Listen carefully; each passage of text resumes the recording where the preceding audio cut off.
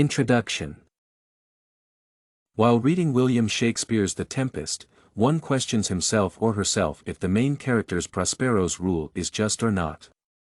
To prove his or her viewpoint, one should analyze Prospero's choices to explain his values.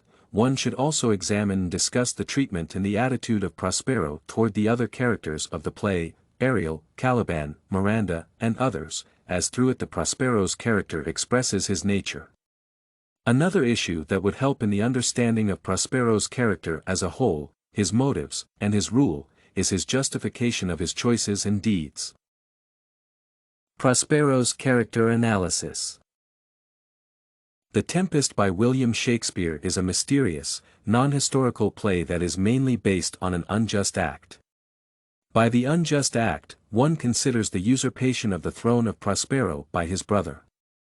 And here is represented a twofold situation, as Prospero strives to re-establish justice by the restoration of his power. Thus, one can assert that the idea of justice, which is originally represented in the story as the restoration of Prospero's power, is highly subjective. Such an idea concerns the view of only one character that is in control of all other characters' fate and freedom. Though Prospero considers himself as a victim of his brother's injustice and the bitter lot, his idea of what should be regarded as the just and unjust may seem a sort of hypocritical.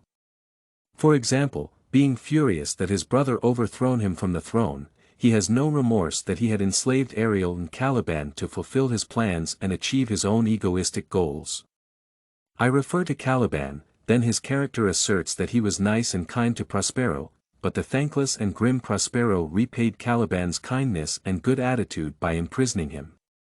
Nevertheless, if regard Prospero's point of view, then it appears that he stopped being kind to the former one as he had tried to violate Miranda. Prospero is tyrannical with Ariel, at the same time, the former think that he treats the latter in a just manner. In the episode, where Ariel reminds him about the promise to release the spirit of his debt and duties to Prospero early, if he would perform them willingly and faithfully, one can see that Prospero becomes extremely angry and threatens to return Ariel to his previous imprisonment. Prospero is unjust and unfair to Ferdinand as well. He leads the young man to his daughter Miranda, but then captures and enslaves him. Following this, one can firmly state that throughout the entire play, Prospero's justification of his choices and deeds, and his sense of justice occur extremely one-sided. They are just basically determined by what is good and beneficial for Prospero only. The play does not offer any other authority or justice higher than Prospero that could replace Prospero's interpretation of various deeds and events. And this makes the play itself morally equivocal, doubtful, and ambiguous. But, when the story of the play develops and begins to concern the ideas of creativity and art, Prospero's sense and interpretation of justice start to seem a little bit sympathetic. This can be proven by the means which he uses to finally achieve his idea of justice. He tries to enable others to undertake his view of justice and the world order. Thus, the idea of justice of Prospero is imposed upon certain events. To persuade the other characters in his rightness concerning every single case, Prospero uses magic and tricks.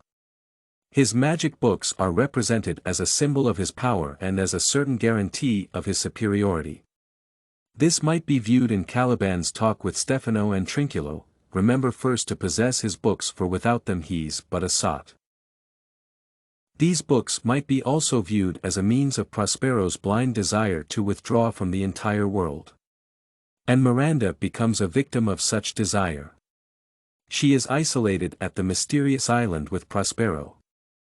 Nevertheless, at the end of the story, Prospero forgives all of his enemies and releases all of his slaves. He even cedes his magic power and tricks. He has to do so because he wants to return to the world where his knowledge has some other value rather than just power, so one just sees him as an old man who can be hardly accused in anything.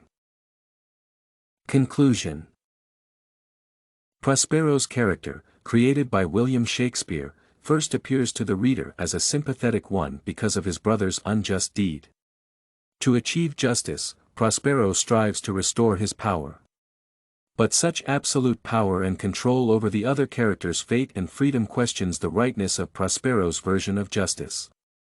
It is impossible to assert, whether this character's rule is just or unjust, whether he is just in his deeds and choices or not.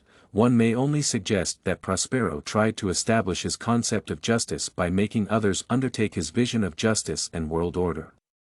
And this created the sense of justice's ambiguity in the story Tempest.